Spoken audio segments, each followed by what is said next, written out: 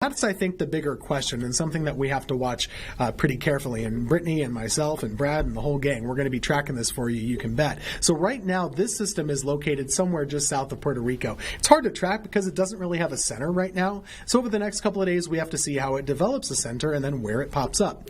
The odds favor it forming somewhere near the Bahamas by the weekend. Well, the problem is it's going to be really, really tough to find out exactly what path it might have at that point. A lot of our computer models tend to curve it away, but some of them bring it awfully close or even onto the Carolina coastline. If there were any impacts from the system in the Carolinas, it would be Monday, Tuesday, and Wednesday, somewhere in that 3-day range of next week. And we just don't really know the answer to that right now. So, Brittany, we've been looking at this the last couple of days, and I think this is an image that a lot of people might have seen on social media right now. When you have two low pressure systems nearby, we call that a Fujiwara effect, and boy, is that a big word. But these storms can kind of rotate around one another. Something that could happen is that the stronger storm, which is Umberto, that could rotate the next one, which would be called Imelda, and pull it out to sea a little bit. So we don't know the answer to it right now. I think the best advice for people is to keep an eye on the forecast. Make sure you're checking up on the tropics each and every day. About once is probably good enough. You don't need to stress too badly. But we want to make sure we're on top of this because we are going to get some rain through the weekend. And if there were to be more tropical rain next week, say at the coast, flooding could be something that becomes a concern, even though we've been pretty dry. Yeah, I think that's a good explanation, Tim. As always, great job. But also making sure people know that the cold front that's bringing us rain and storms starting tomorrow is not associated anything with what's happening in the tropics. So that would be more, as you mentioned, next week versus in the near term, it's more cold front situation. Yeah, Fujiwara is complicated, and it definitely complicates things too. I think that we're approaching the 1-year anniversary of Helene, but typically, as Tim mentioned, it's the stronger storm that pulls it away. I'm interested to see not only will Umberto try to pull what is likely to become Imelda away, but also Imelda, if it stays closer, if Umberto's not strong enough, the steering currents look to be very weak, Tim, which would mean it could potentially just hang out near Bermuda. And so, of course, that could complicate things in the long term as well. Yeah. Something we definitely don't want to see. And, as we continue to talk throughout the week, we'll have more updates, and you can keep on checking back with us.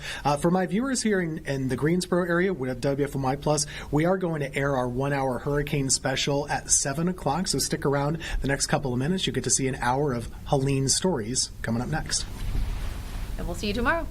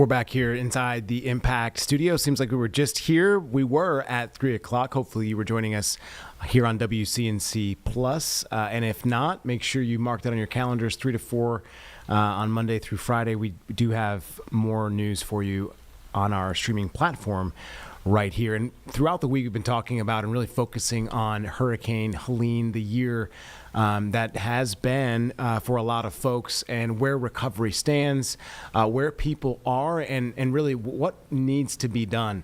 A number of our reporters and our anchors are out, and many of us have been in different Western North Carolina communities. Tonight, we're going to take a little bit closer look at Lake Lure tonight. And really, the town of Lake Lure, as many of you know who are listening to this, the economy fully built on recreation, the lake itself, and really how much damage was done to Lake Lure, and it closed down for quite some time. We're just starting to see some of the debris starting to move out of the lake. It's been a huge process.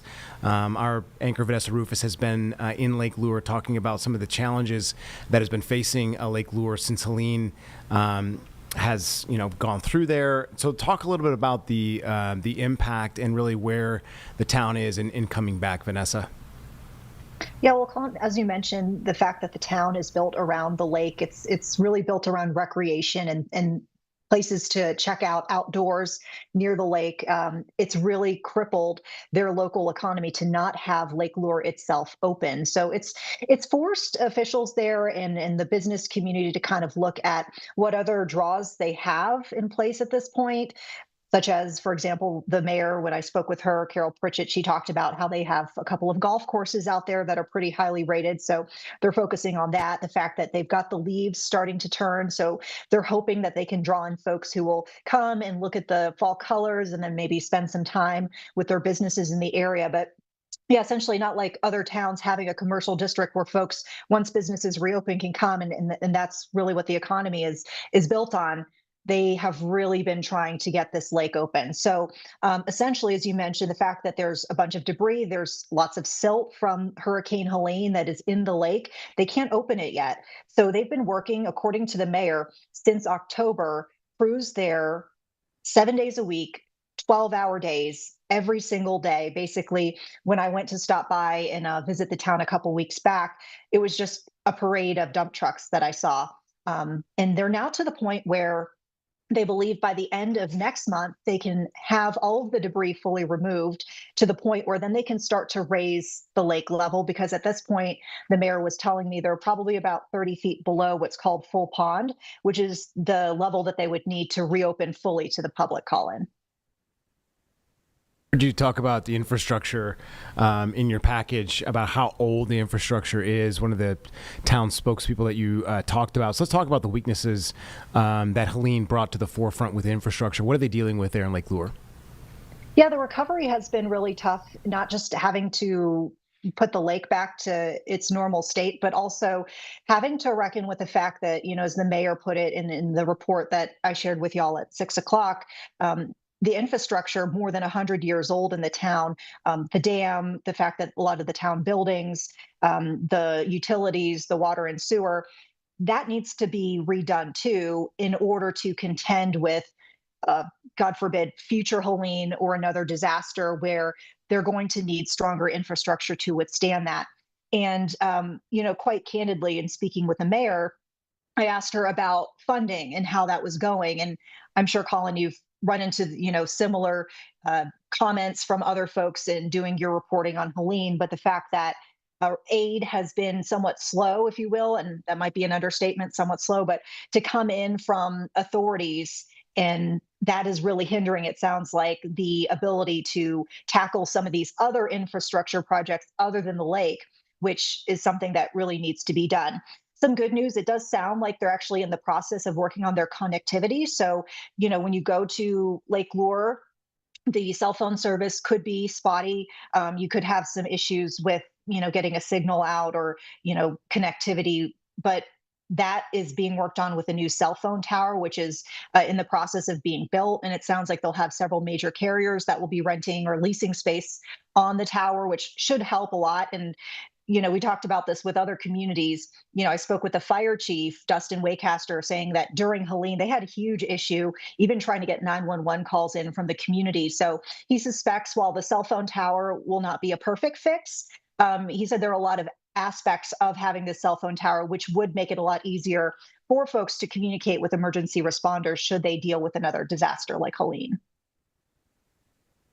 A lot of the people that we've discussed the future of what could look like in Western North Carolina, whether it's for future storms, any type of catastrophe, it seems like people are thinking about the future in the way that the environment has changed. What are they doing in Lake Lure specifically? Because they know the environment has changed. They made that comment in your package. What are they doing? Yeah, I mean, you heard the mayor talking about the dam, and to kind of paraphrase a snippet of the interview that we shared for folks on TV, she said folks are really having to reckon with the fact that, we said for so many, years that this dam would never see water overtopping it. And then they had Helene. And then they realized that their systems are fallible. And so that is something, in the sense of climate changing, the fact that they're going to have to work on the dam. I should mention, and this seems to be a sticking point, the fact that they're not getting recovery funding as fast as they would like, it sounds like.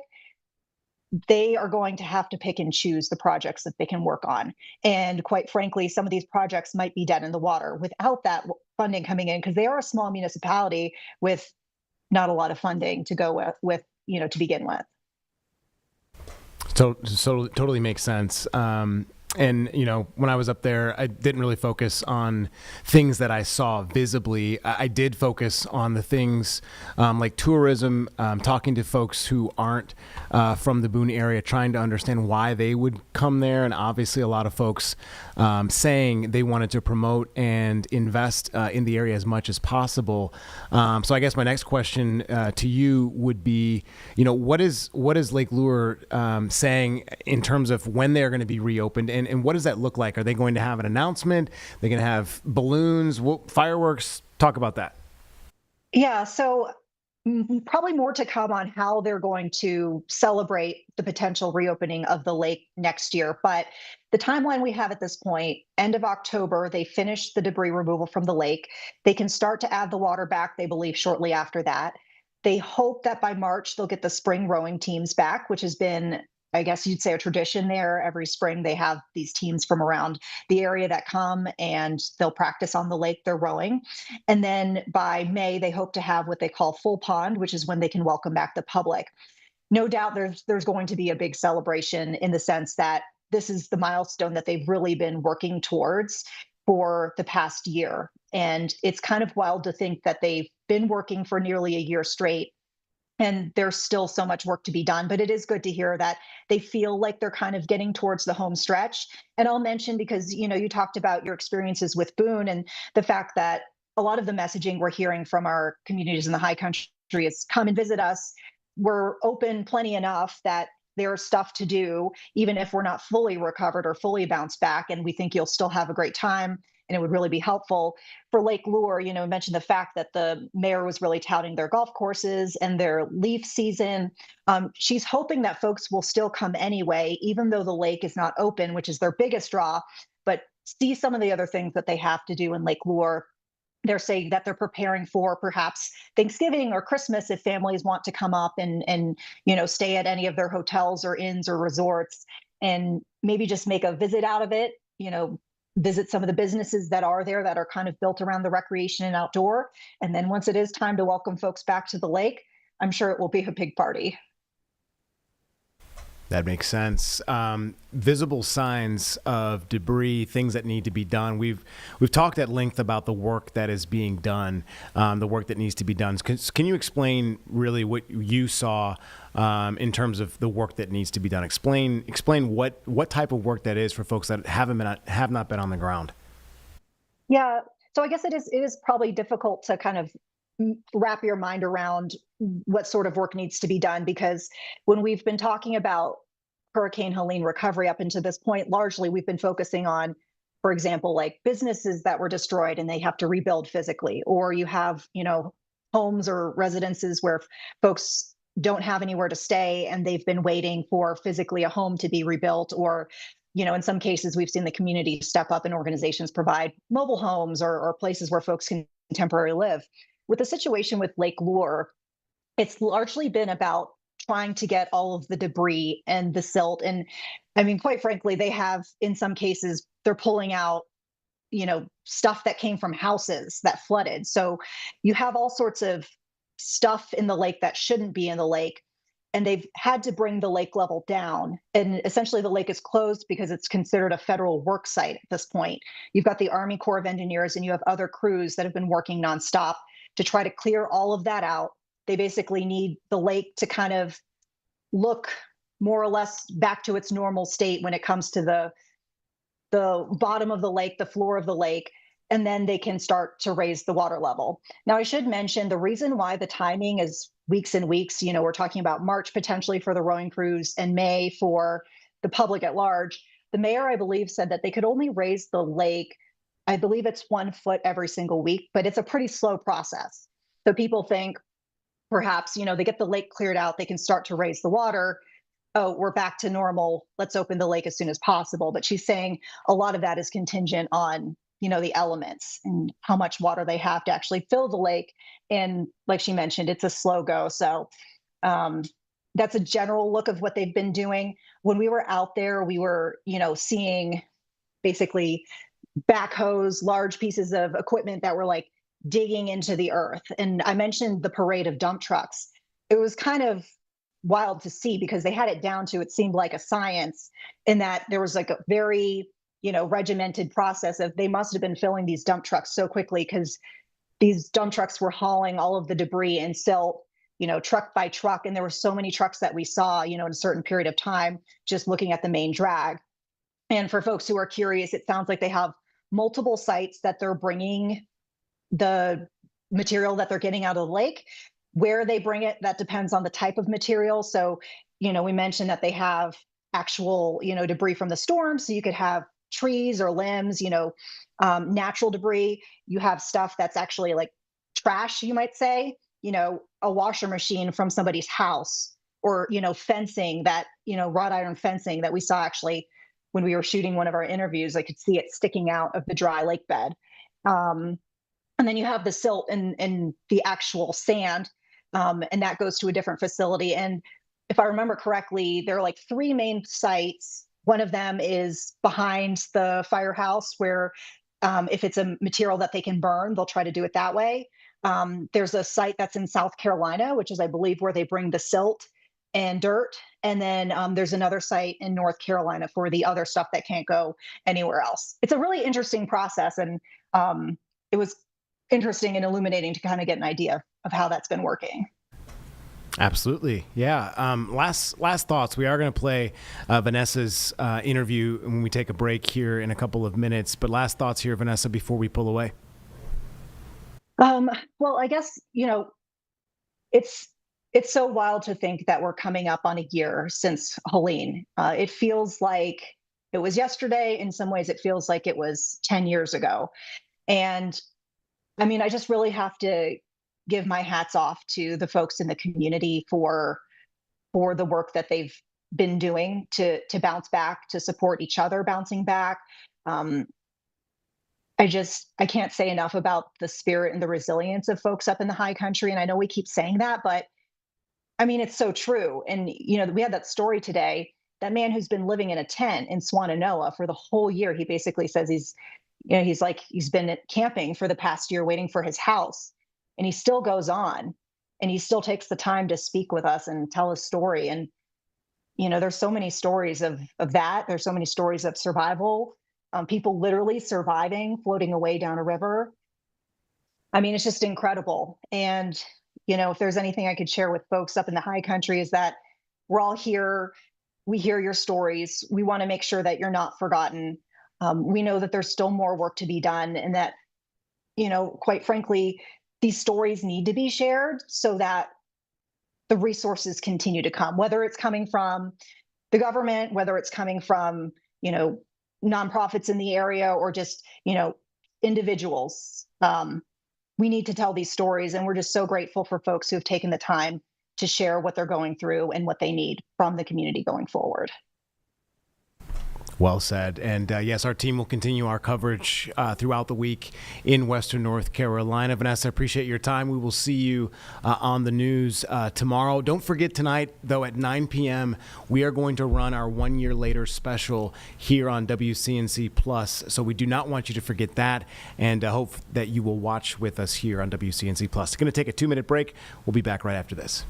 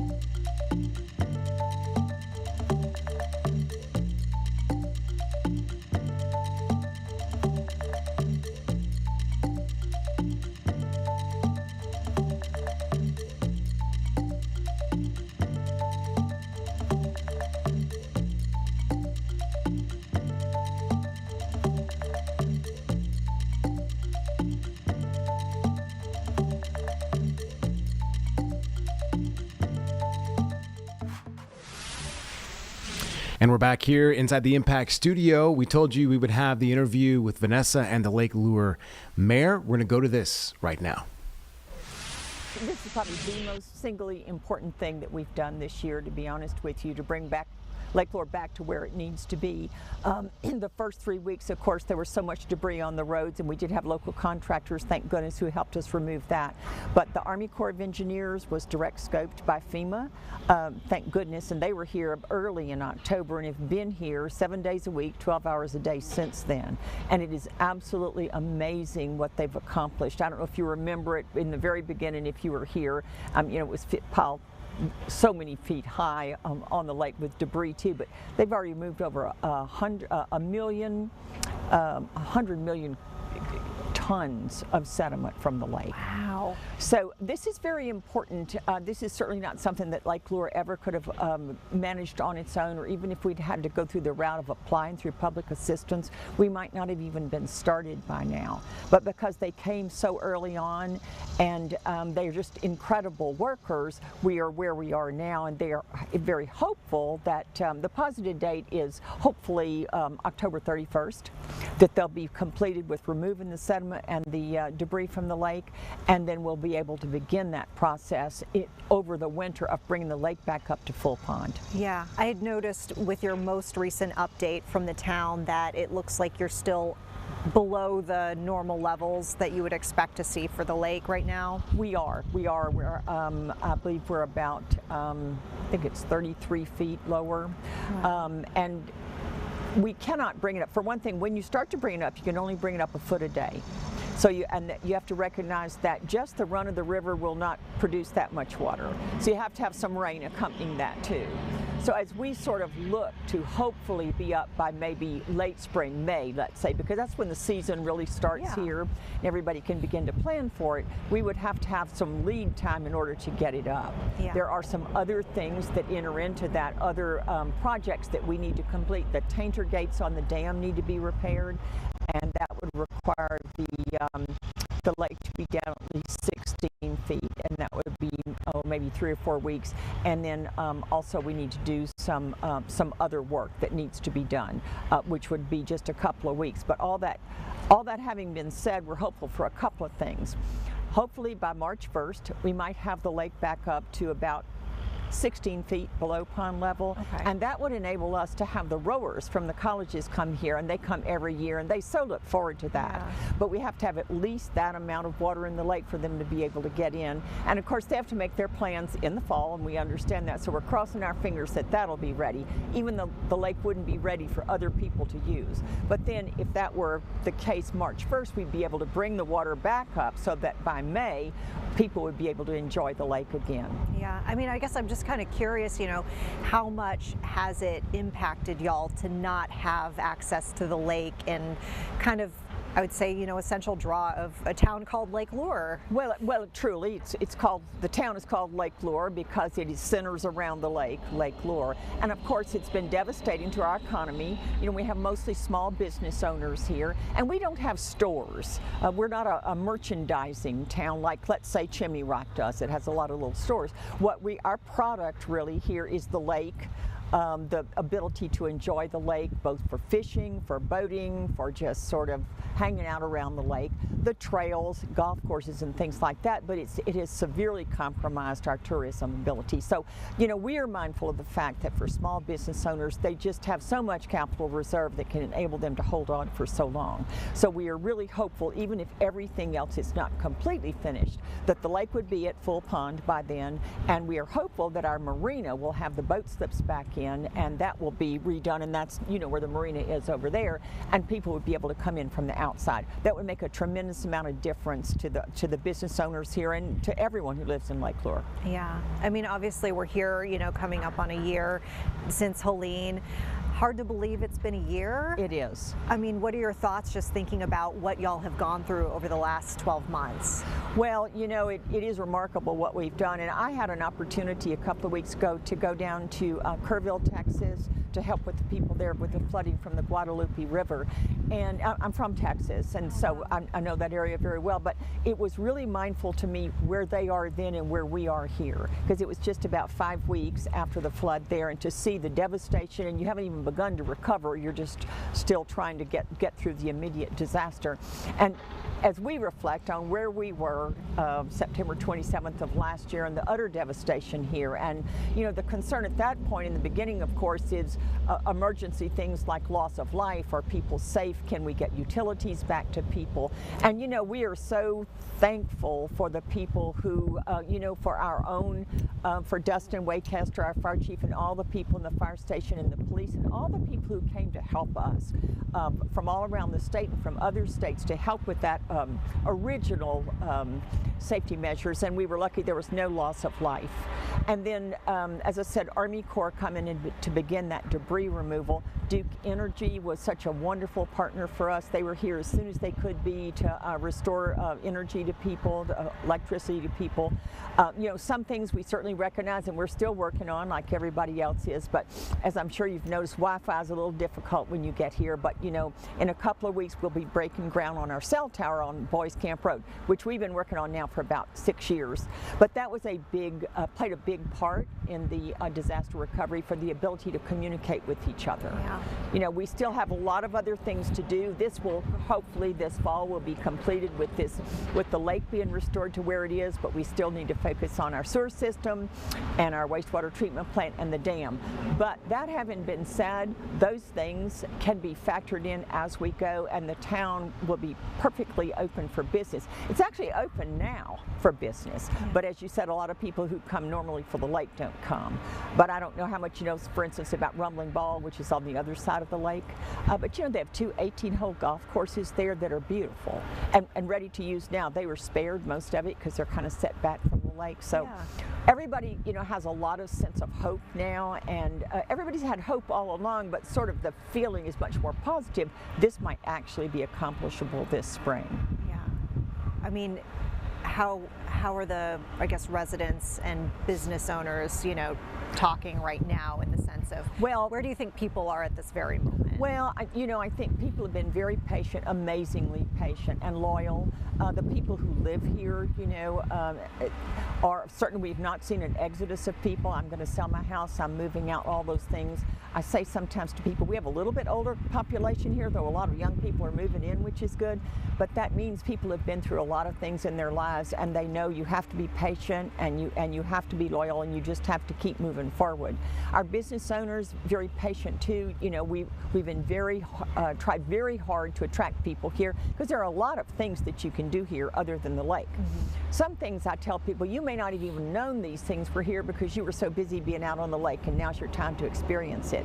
But everybody needs something to happen. There's a limit as to how long it can take. So everybody's very hopeful, and we feel very confident by this spring that we'll be back at full pond and ready for everybody to be out on the lake again. Yeah, I mean, if I could, I want to talk more about that cell phone tower. I know you said that this was a project that was, in the works before Helene, but we definitely saw communications a huge issue for multiple communities following the storm. And now there's an even bigger discussion about how can we shore up new cell phone towers going in and plan for those better so that we can have infrastructure that withstands a major storm again if necessary. Well, it's a huge part of it, and it was a problem even before the storm. I mean, we had people here who couldn't reach 911 when they needed to get it, and so our emergency management service poised to go as always, whether you're on the mountain or wherever you are, in Chimney Rock State Park, because we cover all of Chimney Rock State Park too. And so very, very critical that even from when I first became mayor in 2019, that's what we've been focusing on. But it was really brought much higher profile after Hurricane Helene, because just to have all the people be able to communicate with each other as you're trying to work together to solve it, it's very critical. So we're very hopeful. It's been a very, very long process to get this cell tower approved. Even before the hurricane, there's so many hurdles that you have to go through. And so we are very hopeful that they will begin breaking ground in a couple of weeks. So that'll be a huge boon for us, both in disaster preparedness, but just in the general life here in Lake Lure. Yeah. Because we found, particularly during COVID, we had an influx of people who moved here as people realized you can actually work here remotely, but you have to have Wi-Fi, right? Yeah. What about the infrastructure that was, I heard that there might be, and I think you alluded to it, the sewer and the sewer. Water, so we have a subaqueous sewer collection system, very rare in the whole United States. It's underneath, the pipes are underneath the water. And so that was compromised certainly during the hurricane, as was the wastewater treatment plant. The wastewater treatment plant actually was in a flood zone, and we knew that, and actually a week before the hurricane I signed on the closing papers. We had identified a property just downstream from the dam that was not in the flood zone, and we were already planning to move it there. So good for us is we've been working on these infrastructure problems for as long as I've been here. We have great partners with DEQ, DWI, with the state. With our engineers, Labella for the sewer and Schnabel for the dam. So we already have these partnerships, and in many cases already designs for the whole systems. So we're sort of what you'd call shovel ready. What we need to get now is just funding so we can move forward with it. Have you felt like funding for, whether it's relief, these projects that are kind of in the works already, has this been accessible to you? Have you had any issues trying to attain any relief funding, or do you wish things went faster on some of those fronts? Well, I think for everyone, and I'm from the Gulf Coast, okay, so I know FEMA and I know hurricanes, and it does take a long time. It's a long process. But certainly that process, the people are good. The people we've interacted with are knowledgeable, and they want to help, and everything like that. But the process to get money is too long. And for a small municipality like ours is, or any small municipality, they're just like a small business owner, they're just so long that you can wait. So we certainly, through public assistance, have applied for all these projects, the dam, the wastewater treatment plant, the sewer collection system, and myriad other projects. But we have received very little funding. We just, I think, have received now, I believe it's $2.8 million.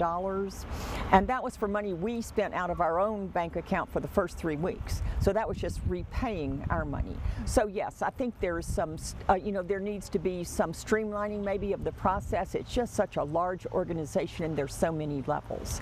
But everyone seems very anxious to help, but it's just difficult when you have to wait for funding, especially on the levels that we're talking about. Yeah.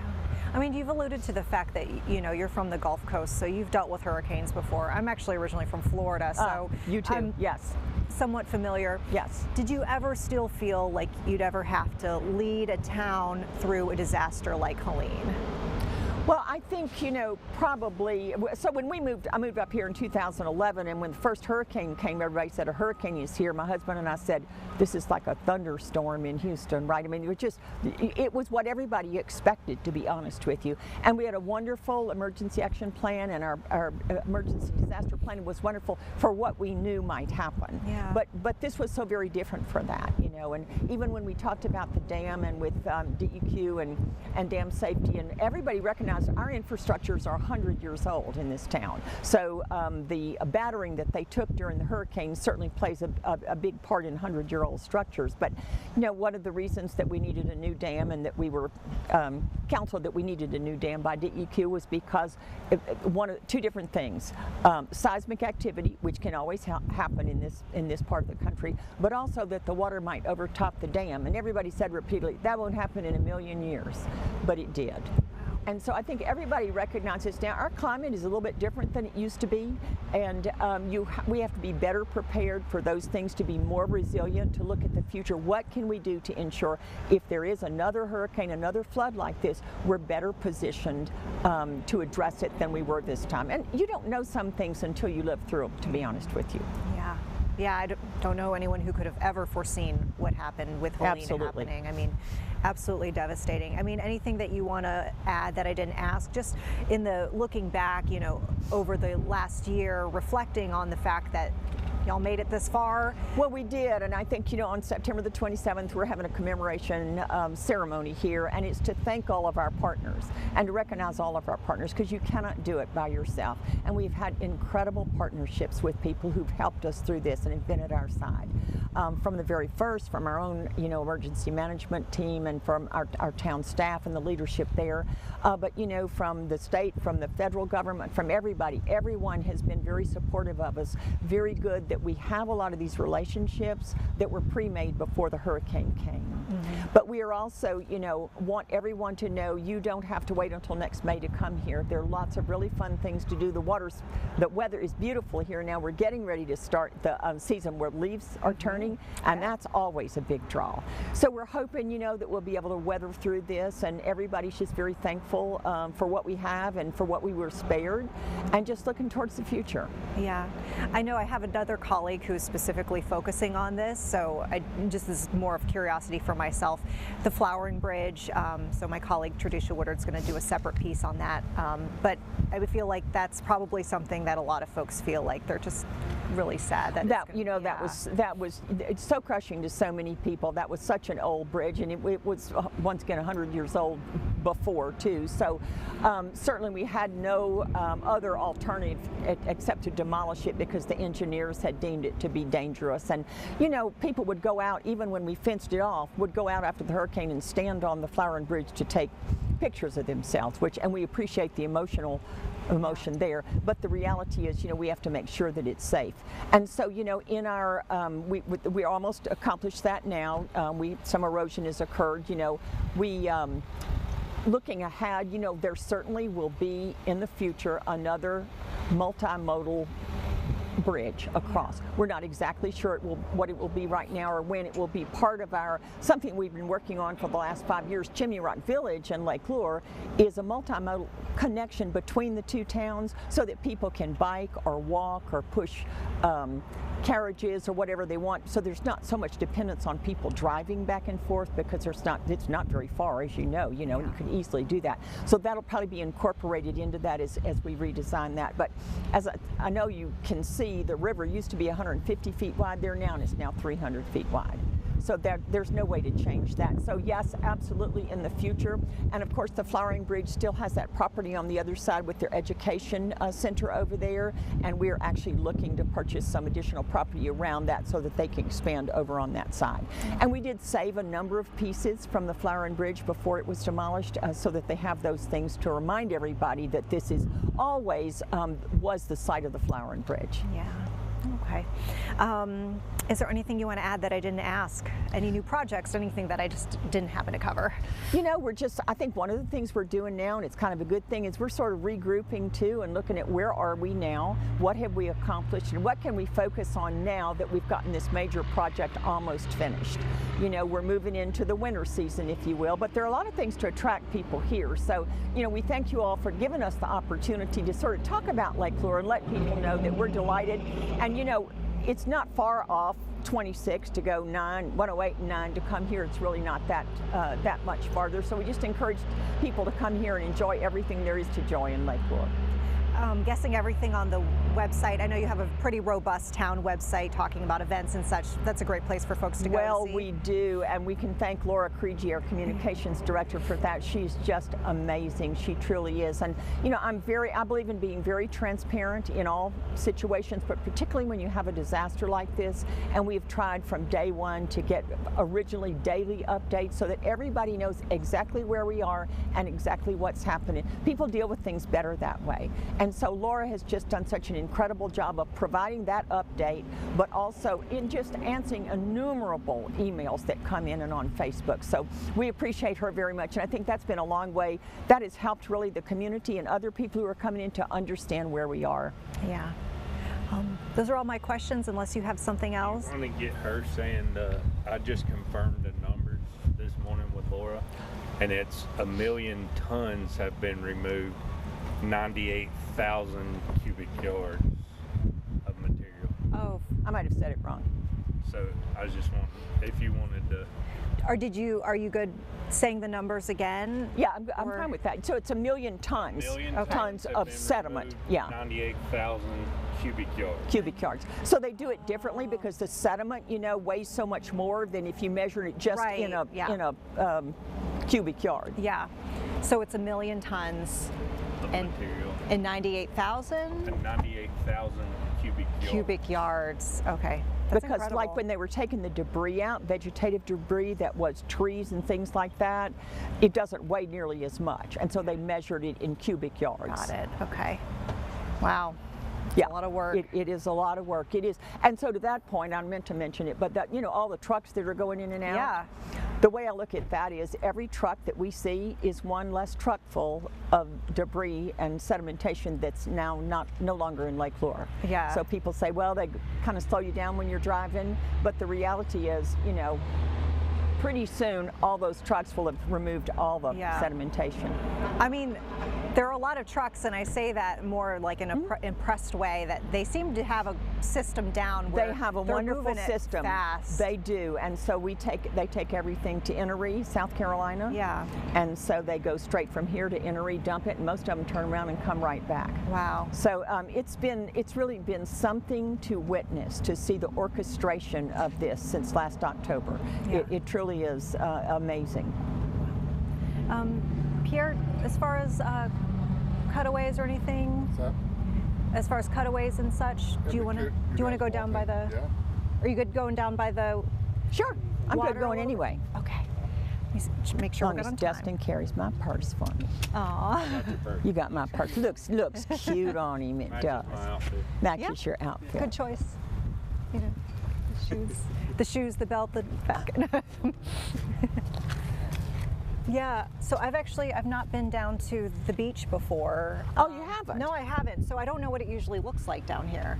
Well, this is not the beach over here. So the Okay. beach is over there. Now, if you would like to, because I don't know where you want to be with Dustin. Okay, do you want to be somewhere different? Laura had set us Down up to by go the- over to the the bridge? education center. Yeah. Yeah. So if you wanted to, we could go around here. We'd have to get back on the road and go over by the beach over there if you want pictures of it. Or, you know, not me, but no, don't stand on that thing. You could stand on the grass and shoot that way. Okay. As far as just getting some shots of us chatting, are you good to kind of walk close-ish down to the water and just Sure. maybe? I'm good for anything. Okay, perfect. So Okay. I'm easy. So the water levels here that we're seeing, I mean, is this below normal, I'm guessing? Oh, yes, yes. So I think we're about 33 feet down still. And we were down more than that, and that is that is determined by the Army Corps because they had to drop the water low enough in order for them to be able, obviously, remove the sediment. Yeah. But now we started to bring it back up a little bit for a number of different reasons. They're going to begin removing some structures that have to have at least enough water for them to float it out. But yes, so this is really down. I mean, the water would normally be up. Well, you can see where the edge is right here. The water would be up to about where we're standing. So we would actually be standing in water. We would be, yes. Maybe like knee deep, possibly, yes, based on yes. where that lip is that I see over there. Wow. So we can walk down there if you want to. It's up to you. Okay, I'm good. Okay, I'm good. I mean, it's pretty dry, so you probably won't sink. Operative word, probably. Yes, probably won't sink, yes. We always, cover ourselves by that. But so this is, of course, This is like some of the sediment that they'd be removing this is some of the in those sediment trucks. that they're removing. And so as somebody said in the very beginning, if all this million tons of sediment were dirt, you could be selling it at unimaginable prices, but it's not, it's silt. So you can't use it in lieu of dirt. Yeah. Right. But a lot of people can, so like landfills and things like that, and apparently in Inner they have a need for it. So that's So good they're for us. using it for something. They are. They absolutely are. That's so once incredible. again, that's probably one of the biggest, the blessing of having Army Corps here is we didn't need to determine where it was going to go. Yeah. If we had been removing it ourselves, we would have had to try to contract with somebody and say, could we bring it there? Right. So we were completely out of that loop, which is just unbelievable. Yeah. It really is. Well, and the fact they found a place for it, not in Absolutely. North Carolina even, it's in Well, another state. and that's the whole thing. And of course, they use Ashbrit. One of the major contractors that they use is Ashbrit, and they're a national company, and so they have a lot of contacts different places. Army Corps also, which is very good, tried to use as many local contractors as they could on smaller projects they were doing to make sure that they were given whatever opportunities they could for people who live around here. We really appreciated that. Yeah. Gosh, you have a lot of butterflies. Sorry, I'm getting distracted, but well, like we the do, wildlife and here they're is coming back, pretty. and that's one of the nice things. And honestly, you can see the water here. You see how clear it looks now? Yeah. In the beginning, there was so much turbidity, and it looked sort of like chocolate pudding, to be honest with you. But now you can see this is the way the water normally looks, just a low level. Yeah, it looks pretty clear. I was reading your update. It talked about, I guess you have like low turbidities at this point. Yes, we do. So yes, we do. In a good place. It is in a good place. It is in a good place. So that part is really good, and we test the water constantly, which is important for everybody who lives around here, and also people who are coming here, and all the values are within normal range. Yeah. And particularly after the hurricane first happened, there was a lot of concern because so many things were in the lake, and we're concerned were there pollutants in there. But we removed, and Army Corps, did that. We moved, there were petroleum tanks, there were refrigerators, there was all of chimney rock that was in there. Yeah. So they removed all those things, burned off all the fuels, and we removed all the boats because of the gasoline there. So that was very important for everyone to know it was not dangerous to be around here. Are we good to go even farther back down there? Okay. Absolutely. You can't possibly weigh very much. I'm not so sure about, so you better be careful.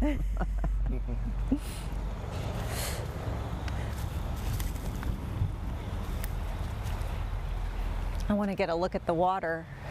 Yes, this is probably, so this is Pool Creek, obviously, since it's Pool Creek Park, right? Yeah. But besides the Broad River, we have a lot of tributaries that come into Lake Lure. For instance, I live in Firefly Cove. Do you know where that is? Mm-mm. Well, it's, you know where Old Town Hall is? Well, do you know where Boys Camp Road is? Yeah. All right, well, you turn right on Boys Camp Road and go all the way up there. Okay. Okay. And we have 2 streams coming into our cove. So there are many, many streams coming into the cove. And so there's lots of opportunity for water to come in. We have a 5-county watershed. That's a big watershed. So all the rain that comes down, the water that comes down, all comes into the Broad River and funnels into Lake Lure. Yeah. So moving forward, that's certainly something that we're going to be considering and looking at when we start to looking at what can we do differently to improve our resiliency here. Yeah. But it's so encouraging for people now to realize you're looking at this water, it's just crystal clear. Yeah. So, time to take your shoes off and walk in it, or It feels nice. It does, doesn't it? It does. And you know, the other thing, and there we'll have to restock it, but you know, we didn't see massive fish kill. I mean, obviously some of them, but you didn't see dead fish floating everywhere, so we assume they went down to the really deep levels of the lake and just kind of hibernated down there throughout the winter. So we're very pleased, and you know, we're very I'm so proud of what everybody has done here. I don't know if over there where the gazebo is in Morse Park, I think we saw that maybe last time you were here. And our Public Works Department did all that themselves, but everybody needed one little bastion of normalcy before everything is fixed to look at and say things will be back to normal again, and that's how it's going to look. And that was the gazebo. And that was it. Yeah, that was it. And it's just beautiful over there. So we're going to have our commemoration ceremony on September 27th under the gazebo there. So looking forward to it. Yeah. So you picked us on a perfect day. I love it. And I'm like a big fall person too. Me so too. this me is too. just it's just amazing. You should come back in October or November. It's just absolutely beautiful here. I mean, a few trees are starting to turn red, but it's just really, really nice. And it draws in a different group, you know, of visitors. And you know, that's one thing we've always tried to work on, or I have since I've been here. Summertime, obviously, focuses around children are out of school, and so you've got a lot of kids and families, which is good. But during the winter parts, there's so much opportunity for people to come. I don't golf, but golfing is great here year-round. Yeah. Okay. The leaves, and to looking at this is like a holiday destination for Thanksgiving and Christmas for people coming, and so we're ready for that too. So that's great. All right, that was a great behind-the-scenes look at how we conduct these interviews in the field, and it was great to have the mayor there giving Vanessa just a really great behind-the-scenes view of all the work. And that's what we've been talking about when we are in Helene and in this coverage, getting the story for you and really on the ground learning about what needs to be done, what's next for the future. We're going to take a 2-minute break. We'll see you right back on the other side.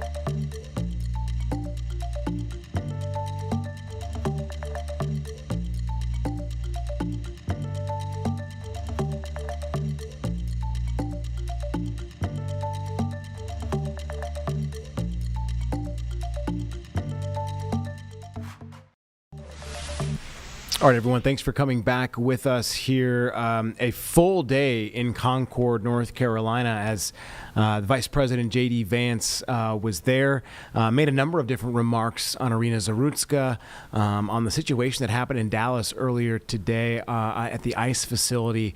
2 detainees that were killed, I believe. So we're going to get more from the Vice President, who was in Concord just hours ago from his speech. Thank you. Please, you guys, what a crowd. We love you too. Thank you guys. It's good to see you. It's great to be back in the great state of North Carolina. Thank you all so much for having me. I want to thank, first of all, these incredible law enforcement officers we have behind us. Thank you all for your good-looking crew. It's a little hot in here. Those of you who are watching at home don't know it's a little hot in here.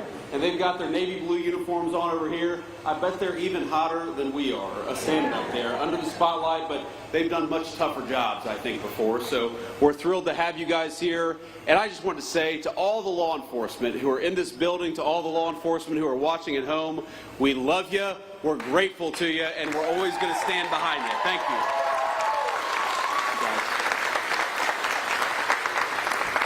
Now, I have a few other thank yous before we get to the meat of what I wanted to say here. First of all, we're in this incredible hangar, and it belongs to Dennis and Kay Yates. Where are Dennis and Kay at? Where are you guys? Thank you all so much. Thank you guys for having us. And of course, we're also thrilled to be joined by the hangar's previous owner, Jack Rouse. So Jack, thank you so much for building this thing and for having us. It's good to be here. Now, I'm joined by one of my favorite former Senate colleagues, and that is the great Senator Ted Budd from North Carolina. Ted, thank you so much. A very good guy. And I assume we have some other Republicans in here, so are we going to send Ted Budd, a great fellow senator, and Michael Whatley from the state of North Carolina?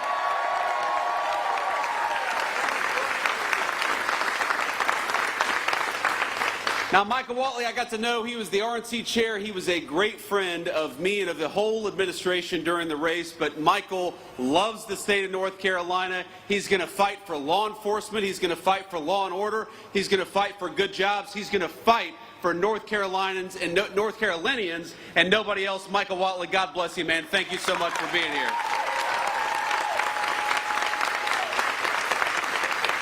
We've got Congressman Addison McDowell. Addison, where are you? Stand up and be recognized. Thank you, Addison. All right, this is your first term, right? Are you happy what you signed up for? That's good. Okay. Let's be honest, he couldn't say no, even if he wanted to, but he loves serving the great people in North Carolina and Washington. He does a very, very good job. And then I also want to give a shout out to Mark Harris. Mark, where are you? Please. Mark, you're a great guy. Thank you for everything. But I want to just say that being here in North Carolina, we're here to talk about law and order. We're here to talk about law enforcement, and we're here to talk about the basic fact that you all pay your taxes. They go to safe streets and safe cities. You ought to be able to enjoy the places that were built by your tax dollars. You ought to be afraid, or excuse me, the criminals ought to be afraid of you. You ought not be afraid of the criminals. It's very simple. And I think for too long in this country, we actually took the exact wrong approach. We told people that if you were walking down a city street and there was a crazy person over there yelling and screaming at your kids, you ought to walk to the other side of the street rather than possibly be accosted by a violent person. Well, you know what I think? I think that if a person is being violent and threatening to young children and young families, they ought to send their asses to prison instead of telling people that they got to cross the other side of the street. Now, and Ted is going to be mad at me. Ted is a good Christian man. He does not cuss. So, Ted, forgive me if I get a little fired up sometimes when I'm talking about this. Look, I've gotten in arguments with people before. You know, a couple years ago, I took my family to New York City. This was when I was in the United States Senate. We spent a few days there. It was a wonderful trip in a lot of ways. But, you know, every time we went to the subway, I'd have one of my kids grabbing onto my leg or afraid because there was a crazy person yelling, hollering, and screaming at a 3-year-old little kid. Why do we live like this? Why do we accept this in our communities? And the answer is because of bad political leadership. We've accepted for too long this idea that we ought to give over our streets to criminals and to vagrants and to people who are screaming at us instead of taking back our streets with our incredible law enforcement.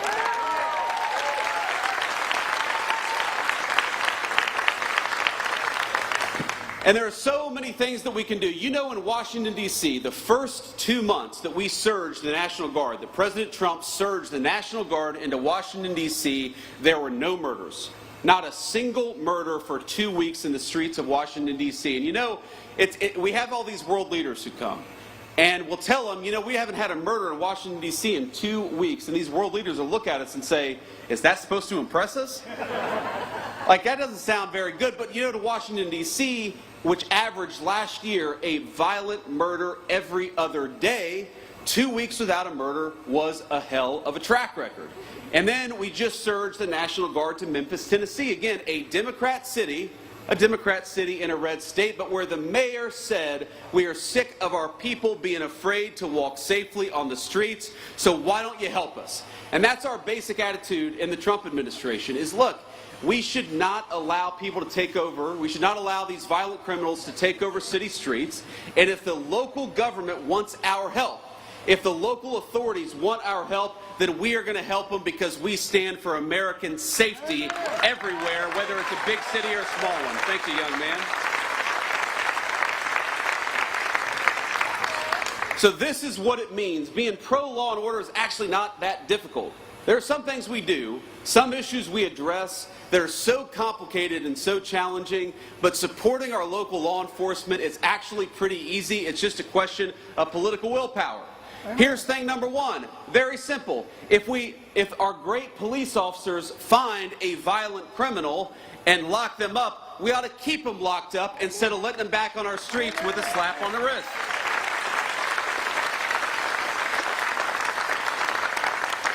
That means we want to give our police officers the very best equipment and the very best protection anywhere in the world. We want you guys to have the very best, and we're going to fight every single day to make sure that they have it. It means punishing state and local jurisdictions that restrict your ability to do police work. They just want to do their jobs. They ought to be allowed to do it. And it means pursuing enhanced sentences for violent criminals, like the violent criminal who murdered that poor innocent girl in Charlotte, North Carolina just a couple of months ago. And I want to talk about her for a second because I think, we got a beautiful baby over there. How you doing, man? Yeah, I would like to. How old is she? 6 months old. Beautiful. Thank you. Thank you for bringing her. We want law and order for her above all else, right? That's why we're doing what we do.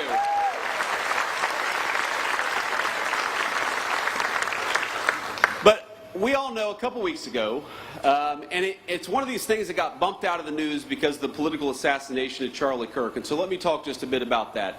You all know Charlie. He was a great guy. He was a great husband, a great father. He believed in two things, I think, above all else. Number one, the second most important, is he believed in political debate in the United States of America, that we ought to talk about our disagreements and not attack one another over our disagreements. And he gave his life dying for that principle.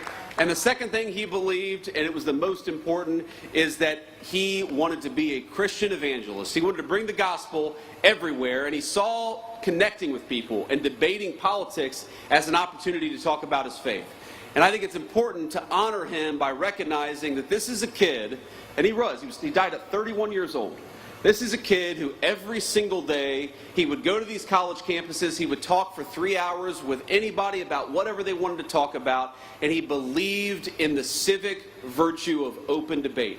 He gave his life to protect that civic virtue, and he gave his life serving that civic virtue at the highest level. He was a great guy, and his loss was the nation's loss. And Erica, we love you. Erica's his beautiful widow. And I think you all will join me in saying that what happened to Charlie was disgusting, it was unacceptable, and it is the most anti-American act of violence that we've seen in the last couple of weeks in this country. It was a disgrace.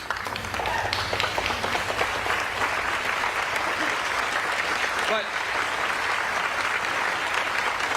thank you all.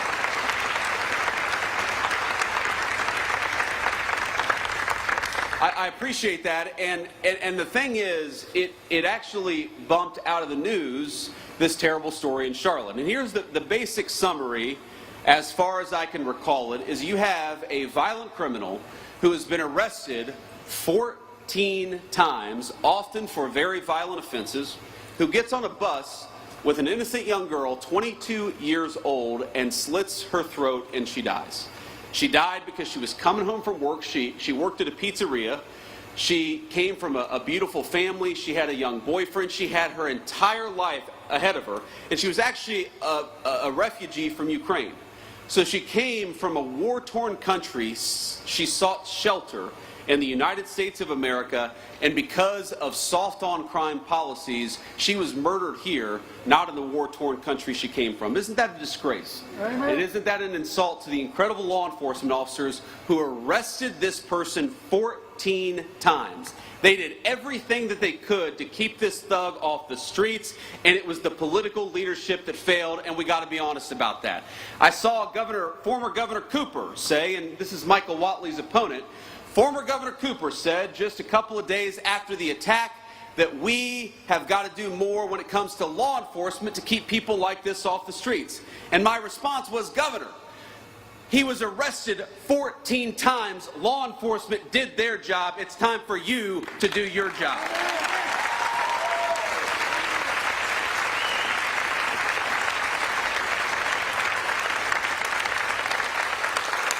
And it's so amazing to me, political Democrats, I don't think it's all Democrats, I actually think most Democrats want what most Republicans want, which is safety in their communities, but they always manage to turn issues of crime into a distraction about race. They always try to say that law enforcement, locking violent criminals up, is inherently racist, and I gotta be honest with you, that's an insult to white people, it's an insult to black people too, because all of us just want to live safely in our communities. It doesn't make an ounce of sense to me. But I actually, because of these Democrat talking points, I went and looked up. Do you know that in most big cities, the gross majority, over 90% of violent crime is committed by fewer than 1% of the city's residents? This is not a black-white issue. This is, we've got a small percentage of violent criminals in our communities. Democrats want to let them out of prison, and Republicans want to put them in prison and keep them there so that all of us are safe in the process. I think that's common sense, don't you?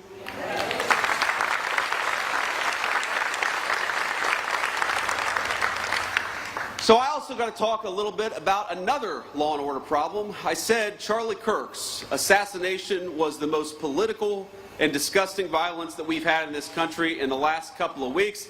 And that was true maybe until this morning, because I don't know if you all have followed the news, and we're still learning a little bit about it.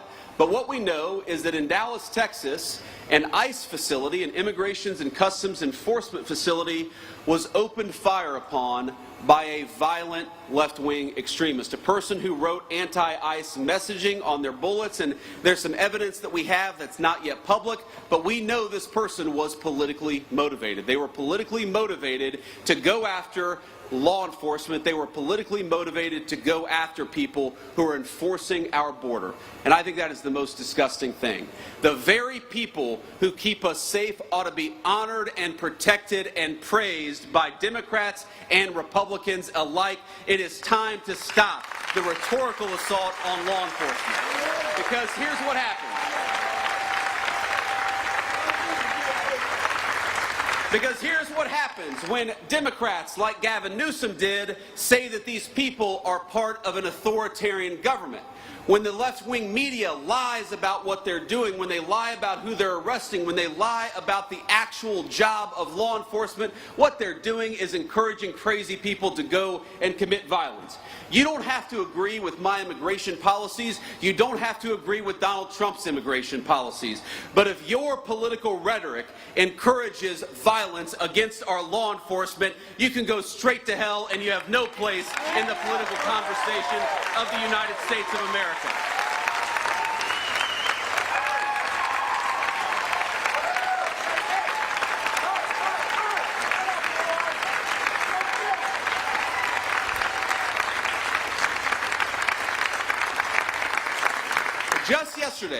Just yesterday, NBC News, maybe the worst of all the fake news, and I'm sure we have an NBC reporter out there.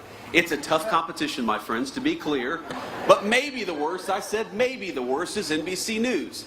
And they said that immigration enforcement, you know what they said? That immigration enforcement had detained a 5-year-old autistic girl in order to get to that girl's father. Turned out that story was a complete fabrication. It was a complete dishonest lie. But when you go around and lie about our law enforcement and you tell them that they're mistreating 5-year-old girls, what do you think is going to happen? When Democratic politicians incur doxing, when they encourage us to unmask ICE enforcement officers, what do you think is going to happen? When the mayor of Los Angeles encourages violent protesters to get in the face of our law enforcement, what do you think is going to happen? What's going to happen is political violence, and political violence has gotten out of control in this country. We got to stop it. We got to condemn it, and that starts, unfortunately, at the very top of the Democratic Party.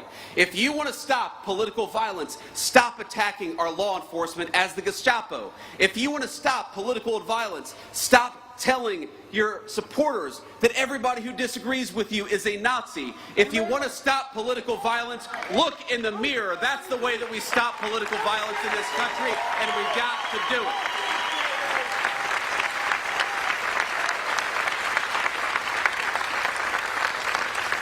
And while we're all mourning and rooting for and praying for everybody who was injured at that ICE facility, and as far as we know, it looks like some of the detainees, in other words, some of the potential illegal aliens, were some of those who were affected. Look, just because we don't support illegal aliens, we don't want them to be executed by violent assassins engaged in political violence either. So we're praying both for our ICE agents, but also for everybody who's affected by this terrible attack.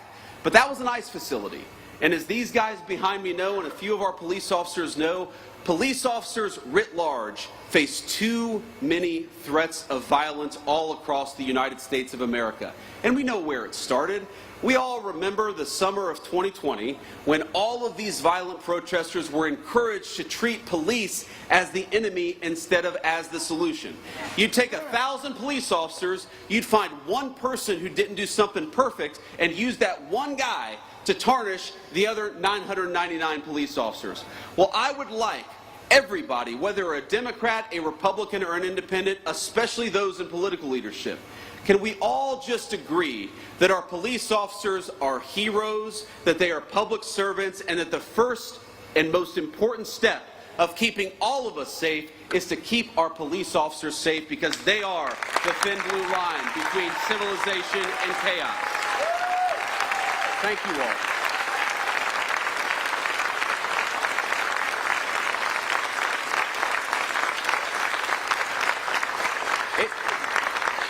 It just happens too much. Our police officers being assaulted, our police officers being attacked. You have these crazy attacks where you have a cop in a squad car who's enjoying their lunch break, and somebody comes up and summarily executes them before the cop even had a chance. It happens way too much, and it happens because too many of our political leaders have encouraged it. Now, it's not just that. It's not just the rhetoric that encourages violence against our law enforcement. You know, when I was in the Senate, there was a big bill that was going around, and it was basically that we were going to try to eliminate qualified immunity from police officers. One of the most disgraceful and worst ideas that I've ever seen. In other words, that we were going to make it easy for criminals to sue police officers for doing their job. Now, does anybody think, when you see the fake news media and the way they attack our police officers, does anybody think that we need to make it harder for our police to do their job? No. Some of America's cities today have worse murder rates than the very worst third world cities all over the world. That's not a joke. You go to Port-au-Prince, Haiti, or you go to some of the poorest countries all over the world, even those countries have a better murder rate than Washington, D.C. or some of the major American cities. Some of them have better murder rates than Charlotte, North Carolina. That's a disgrace. All of us should be asking, how do we make that better? How do we make people safer in their communities? How do we make it easier for a young family to walk down the street in security and comfort? But unfortunately, we've got a crew of violent radicals in the United States of America who think we ought to make it harder for police to keep us safe than easier for police to keep us safe. So here's one thing I'd like to do. I'd like every single Democrat starting today, and every Republican too, while we're at it, to say that we are going to defeat these efforts to strip immunity from our police officers. We're going to make it easier for them to do their job, not harder for them to do their job. Let's fight for it every single day. Amen.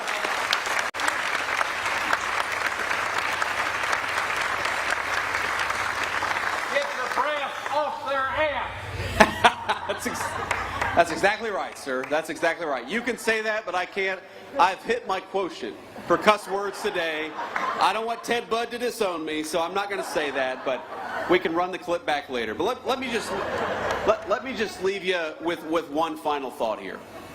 Look, I was asked earlier today by a reporter I actually like, but a reporter who said, well, don't both sides. All right, guys, we're going to take a quick 2-minute break and go right back to the Vice President in just 2 minutes.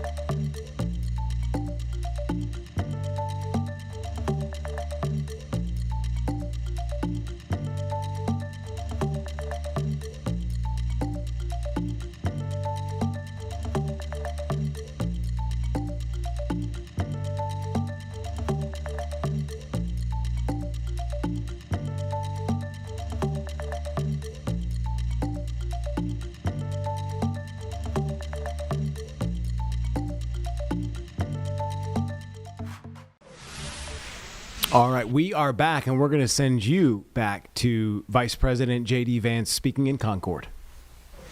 Over the last couple of months, the last couple of years, it is not a both sides problem. It is primarily on one side of the political aisle. So, if we are going to truly go after the political violence in this country, we need the Democratic leadership of Washington, D.C. to look in the mirror. We need them to renounce all political violence. When a poor kid like Charlie Kirk is gunned down in cold blood, we need them to start with condemning the violence instead of condemning something that Charlie Kirk said that they disagreed with. When you have an entire network of left-wing organizations that encourage, that promote, and that apologize for violence, you know what you're going to get out of it? You're going to get political violence. So here's my sacred obligation to you, to all the law enforcement, but every person, whether they wear a uniform or not. Over the next couple of years, the Trump administration is going to do everything that we can to dismantle the networks, to destroy the funding, and to make it harder for people to kill one another just because they disagree with what somebody says. That is what we're going to do. We're going to fight for it.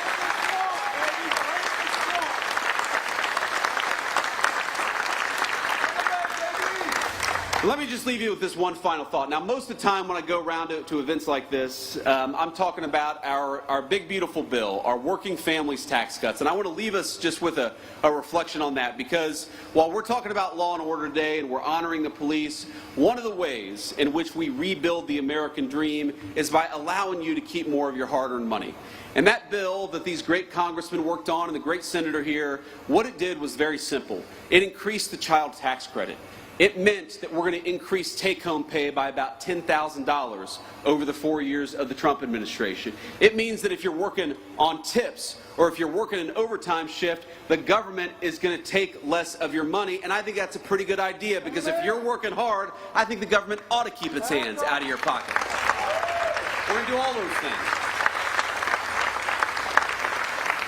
Because I believe the American dream is fundamentally about this principle. It's about the principle that for all the parents and grandparents out there, and I'm now the parent of 3 beautiful young kids, I just want them to have a better life than the life that I have. That, to me, is the core of the American dream. The promise that if you work hard and play by the rules, we're going to give our kids and we're going to give our grandkids something that's just a little bit more prosperous, a little bit more secure, and a little bit more proud than what we were given when we were kids. That is, I think, our sacred obligation.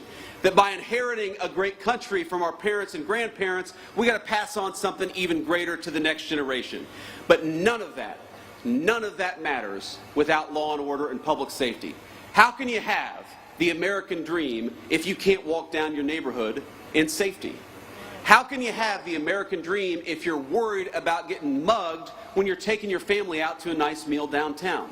How can you have the American dream when every celebration, every big moment in a person's life, you're too worried about violent crime and not focused enough on the things that make life worth living?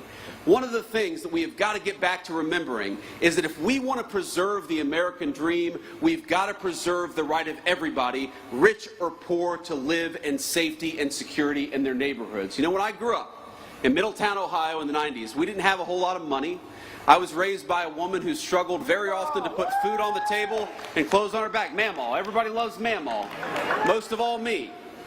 But you know what? For all of the problems that we had, for all the times that Mamaw was worried about where our next meal would come from, for all the times that Mamaw was sometimes terrified that she wouldn't be able to make an important bill payment, we never worried about public safety.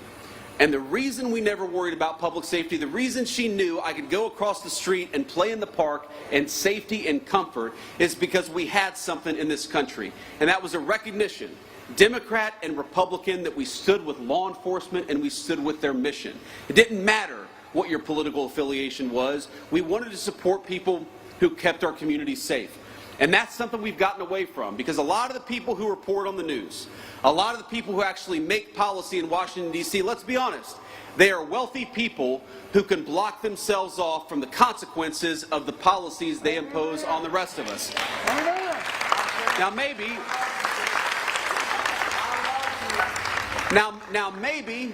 they've never had to call a police officer because they can call a private security guard.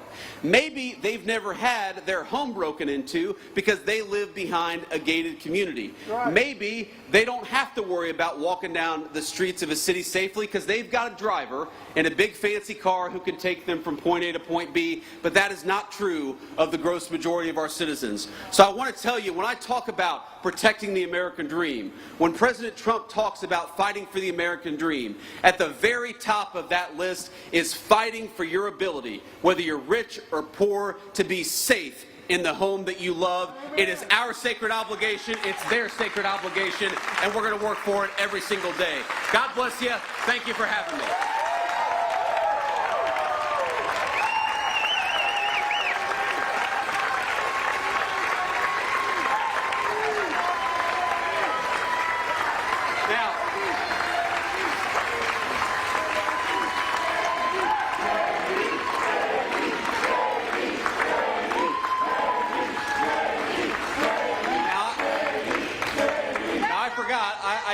I told them the fake news, and I'm sure there's some real news back there. I told them I'd take a few questions. So, I'm not getting out of here just yet. We'll take a few questions from the reporters. I would prefer to start with some of the local North Carolina folks, and then we can take some national questions after that.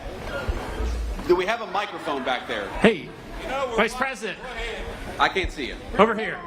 Yes, Mr. sir. Vice President, thank you for taking questions from us, and thank you for visiting Concord. You referenced the awful death of Irina Zarutska.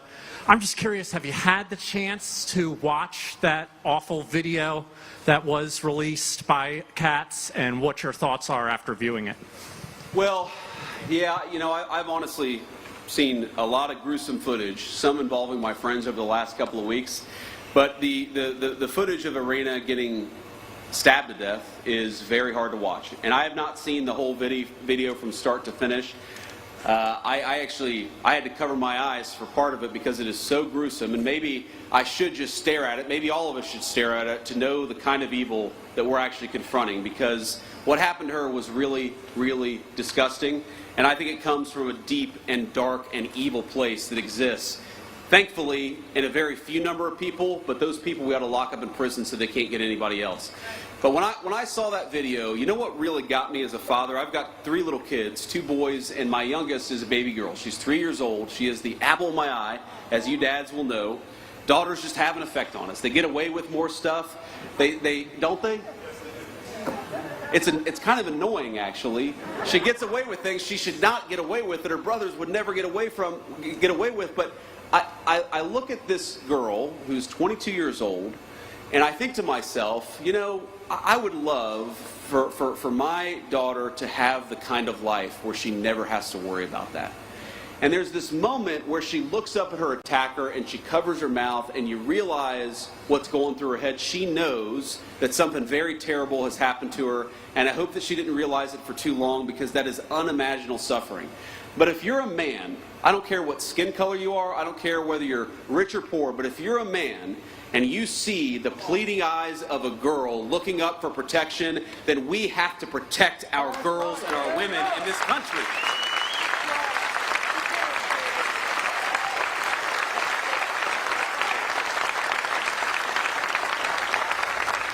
And that was my reaction to it. That was my thought when I watched it. Now, young man, this is a very earnest young man. He doesn't look like a journalist to me, but go ahead and shout out a question, because I'm not going to deny that level of energy and that level of passion. First of all, what's your name? Henry. Henry. It's good to meet you, Henry. Ask your question, please. I skipped school today. I was wondering if I could get a picture with you.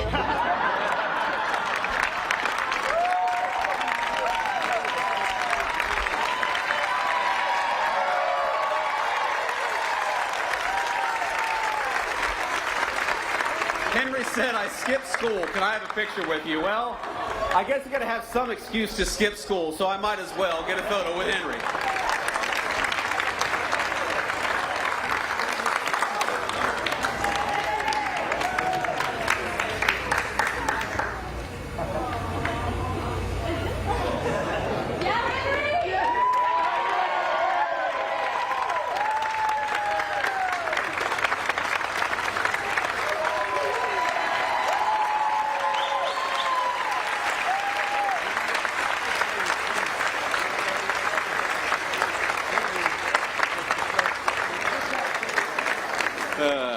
Now the next reporter is going to be, hey, I'm from CNN. Can I get a photo with you too? I wish that I got questions that easy. I'm not holding out hope. Sir. Can we get you a microphone? I can't hear you, sir. Gotcha. I'm Jordan Green with Raw Story.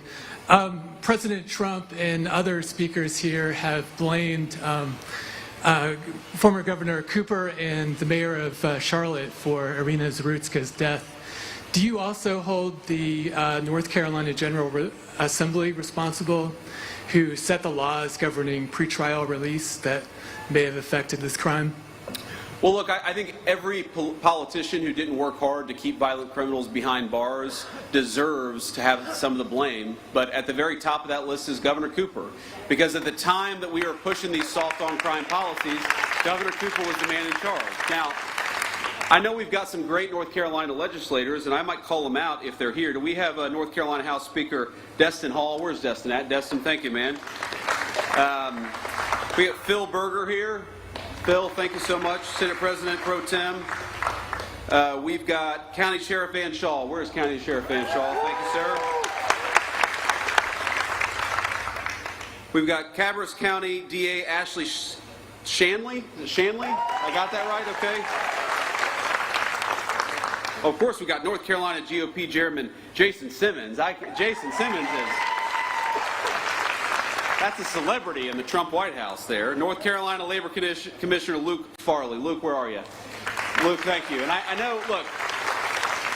know that our great North Carolina local legislators here have worked very hard to solve some of these soft-on-crime policies and make it harder to let violent criminals out so easily, and to demand that when you have a violent criminal who goes in, the person stays there and doesn't get a slap on the wrist and released to commit more crime in the community. That's what we want. We don't want a criminal justice system that goes after innocent people. We also don't want a criminal justice system that lets obviously violent felons out of prison without any real consequences.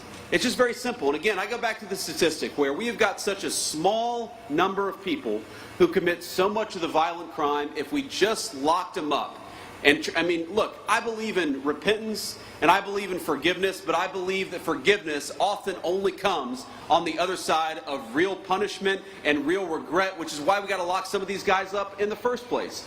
So yeah, I blame the political leadership, and I can't get over a governor who pursued soft-on-crime policies, Roy Cooper, who pursued soft-on-crime policies, who let violent criminals out of prison, and then after Irina was murdered, to have the audacity to blame our law enforcement.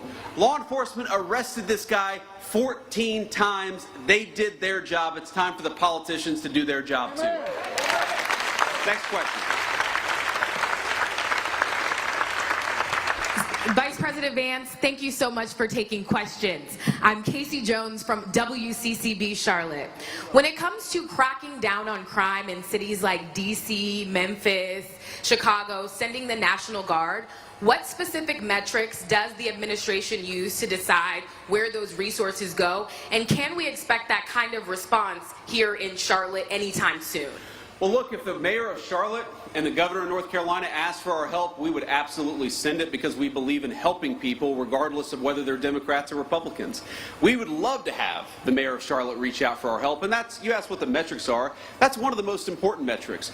We want to go where we can have a real partnership between local law enforcement and the federal officials so that we can root out the crime. And that goes to the second metric. What is the most important thing? You can tell how many people are being murdered in a community.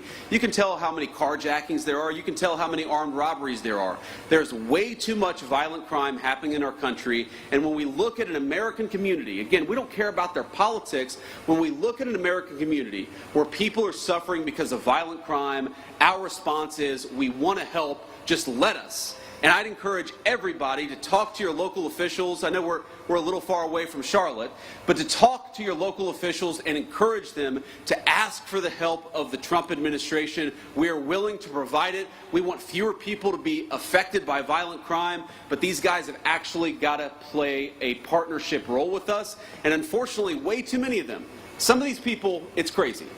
They are ruling over cities that have violent crime rates that are worse than Mogadishu, and they say, no, no, no, we don't want Donald Trump to come in.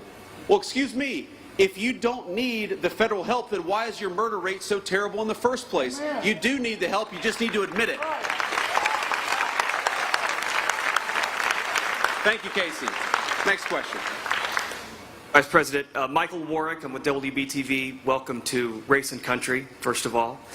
Irina's law was just passed by Republican lawmakers. It's now on Governor Stein's desk. It addresses cashless bail. It would allow magistrates to involuntarily commit people who they believe to be sick. However, opponents of that bill don't think it goes far enough for the mental health side of things. It also opens the door to the death penalty, which I know some opponents are against. Why would you encourage the governor, politics aside, to sign that bill? Well, because I want to keep violent criminals off the street, and I want Americans to be safer. And this bill does it. Irina's law does it. Congratulations to the Senate President and House Speaker for getting it over the finish line. The governor's got to sign it. I guarantee if this bill is signed into law, it will help our incredible law enforcement keep the streets safe. And that's ultimately all I really care about. Again, it breaks my heart to think that you have young kids, you know, especially in poor communities, whether they're black or white, who don't feel like they can walk outside. You've got grandmothers who are taking care of grandkids who don't want to sit out on their front porch because they're worried about drive-by shootings.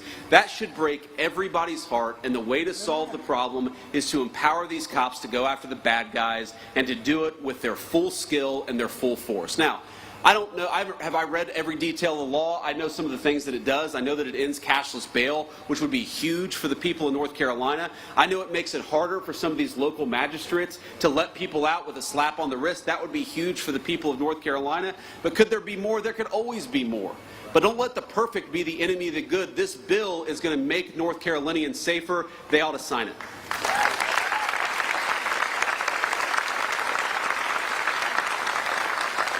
Hi, Mr. Vice President. It's Kit Maher representing the White House TV pool today. I just have 2 national questions for you, if you'll allow it. Go ahead. Number 1, on Ukraine. President Trump said that Ukraine can fight and win back its territory. Could you explain the shifting stance there from stopping the bloodshed immediately, ending the war, and now saying that Ukraine should fight?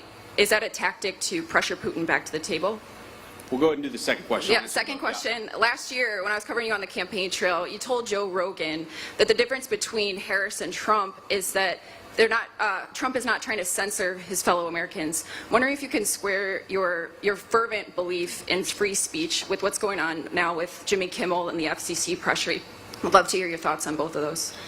Well, look, on the free speech conversation, I'm pretty sure that Jimmy Kimmel was back on the air last night, and to the extent that he's not back on the air, it's because he's not funny and has terrible ratings. This is not a federal government problem. This is...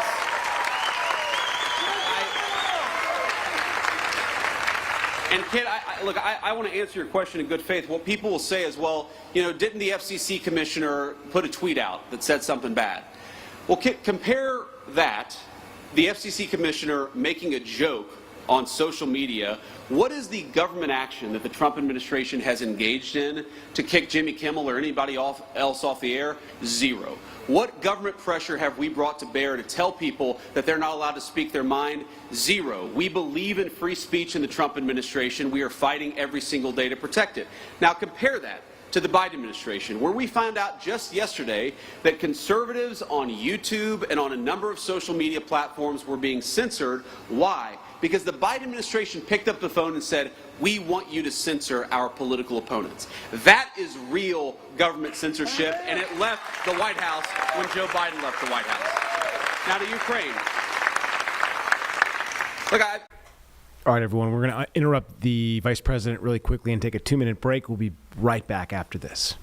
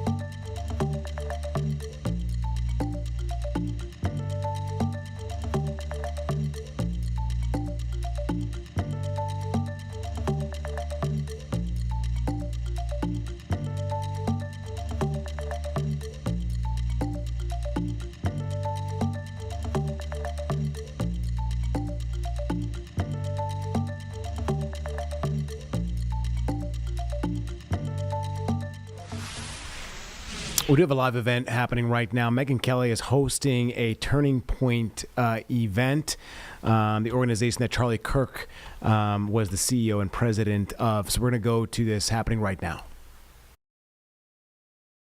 In person. Like, I believe in the Second Amendment, but I'm not somebody like my friend Dana Lash, who could, go chapter and verse for you on the guns.